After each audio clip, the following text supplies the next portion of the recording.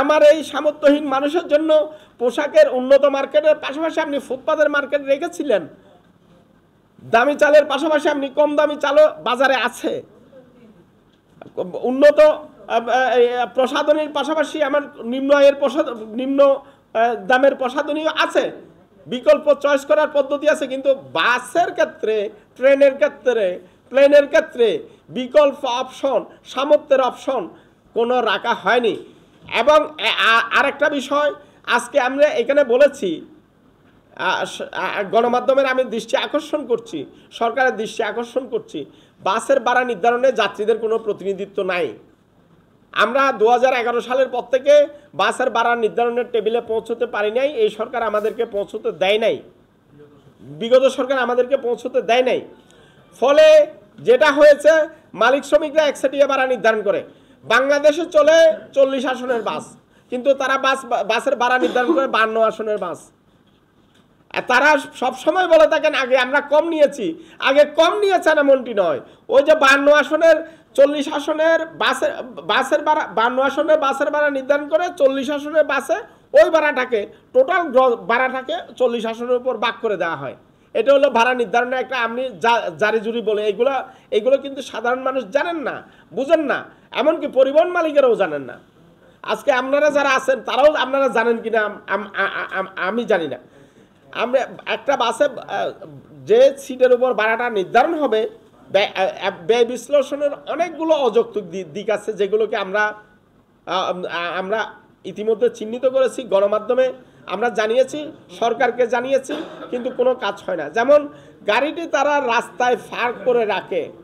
এখানে আমাদের সামনে একজন অভিজ্ঞ মানুষ আসেন, এই যে ঢাকা যানবাহন সমন্বয় কর্তৃপক্ষের উনি নির্বাহী পরিচালক ছিলেন, উনি ভালো বলতে পারবেন। গাড়িটি রাস্তার পাশে পার্ক করে রাখে, এটা আমার ভাড়ার উপর ঠিক করে দেওয়া হয়েছে যে তারা বছরে 2.5 লাখ টাকা গ্যারেজ ভাড়া দেন। তার 6টা টায়ার লাগে, তারা ঠিক করেছেন 12টা টায়ার লাগেন। এই যে অযৌক্তিক খরচ, ডাবল খরচ, এগুলো তারা নিয়েছেন। কারণ তারা ওখানে বার্গেনিং করবে কে? ভাড়াটা আমরা দেবো, আমাদের কোনো প্রতিনিধিত্ব নাই, যাত্রী সাধারণের কোনো প্রতিনিধিত্ব নাই, মালিক শ্রমিক সরকার মিলে। সরকারের প্রতিনিধি কারা? সরকারের প্রতিনিধি তারা যারা এই যে তৎসময়ের মাফিয়া নেতাদের পুজো করতেন, তারাই ছিল সরকারের প্রতিনিধি। তাহলে যাত্রীদের কোনো অংশগ্রহণ ছিল না, প্রতিনিধিত্ব ছিল না, একচেটিয়া ভাড়া নির্ধারণ করেছেন। আমি বলেছিলাম, যখন কমিটির সদস্যরা অনেক সময় মন্ত্রীর পকেটে ঢুকে পড়তেন, এটা আমি বিভিন্ন সময়ে তখন বলেছিলাম। এখন ব্যাপারটা হলো যে এইভাবে ভাড়াটা একচেটিয়া করলো। নির্ধারণের পরে আমরা কি দেখি?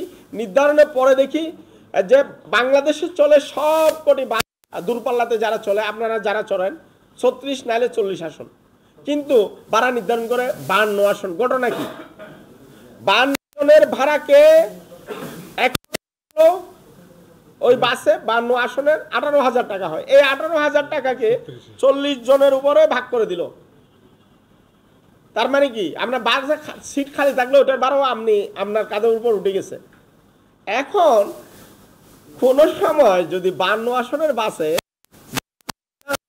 ওই গজ ভাড়া থেকে একটু কম লয়, তখন তারা বলেন মালিকরা বলেন যে আমরা অন্য সময়ে কম নেই, ঈদের সময় বাড়াই নেই। তাহলে আপনি দুটো বাসের জন্য আলাদা ভাড়ার তালিকা গেজেট করলেন না কার স্বার্থে? তাদের বিশেষ সুবিধা দেওয়ার স্বার্থে। এখন ব্যাপার হলো যে এই ধরনের অনিয়মগুলো আছে। টোলের ভাড়া আমাদের কাছে, এই যে আমাদের কাছে ডাবল আকারে চেপে দেওয়া হয়, ফ্লাইওভারের আমাদের কাছে ডাবল আকারে চাপিয়ে দেওয়া হয়। এই ধরনের অন্যায়গুলো হচ্ছে। আবার আপনি ভাড়া নির্ধারণ করলে চালক, শ্রমিক, সহকারী 3 জনের দুটো ঈদ বোনাস এই ভাড়ার উপর নির্ধারণ করা। আপনি বেতন দেন না, ঈদের বোনাস দেন না, এই রেওয়াজ চালু নাই। এখন শ্রমিক তার ঈদের বোনাস আমার কাছ থেকে আদায় করবে, মালিক তার ঈদের বোনাস আমার কাছ থেকে আদায় করবে, এবং চালকরাও তার দ্বিগুণ ইনকাম এই ঈদের সময় আমাদের কাছ থেকে আদায় করবে। এখন সমস্ত লোড এসে যাত্রীদের কাঁধে। এই যাত্রী কারা? এই যাত্রী আমরা পর্যবেক্ষণে আমরা দেখেছি, এই যাত্রীদের 90% যাত্রী হলো এই যে ঢাকা শহরে যারা কাজের বুয়া আছে, যারা এই যে পোশাক শ্রমিক আছে, যারা অপ্রাতিষ্ঠানিক খাতে শ্রমিক, আমাদের এখনো অপ্রাতিষ্ঠানিক খাতে বেতন কাঠামো নাই। এই যে দোকান কর্মচারী, এই যে নিম্ন আয়ের লোকজন, এই যে 90% মানুষ যায়, এই 90% মানুষের দায়িত্ব আমার রাষ্ট্র কেন নেবে না? এই প্রশ্ন আমি আমাদের অন্তর্বর্তী সরকারের কাছে রাখতে চাই। এখন যে বিষয়টি আমাদের সামনে গুরুত্বপূর্ণ হিসেবে দাঁড়িয়েছে, সড়কে বিশৃঙ্খলার জন্য প্রধানতম বাধা ছিল চাঁদাবাজি। এই অতিরিক্ত ভাড়া চাঁদাবাজির প্রধান উৎস হিসেবে এখন থেকে এস্টাবলিশ হয়ে যাবে। যখনই একটা অবৈধভাবে ভাড়া আদায় হয়, তখন চাঁদাবাজরা একটা সুযোগ নেয়। সরকার পরিবর্তনের পরে আমরা যেটা দেখেছি সেটা হলো কিছু কিছু পথে চাঁদা বন্ধ হয়েছে, অনেকগুলো ঘাটে চাঁদা বন্ধ হয়েছে। ওই চাঁদাবাজরা এখন সক্রিয় হয়েছে। যখন দেখেন একটা বাসের ট্রিপ ধরেন 12,000 টাকা হয়, এই ভাড়াটা যখন ডাবল হয়ে 24,000 টাকা আদায় হচ্ছে, তখন সেখান থেকে সবাই ভাগ নিতে চায়।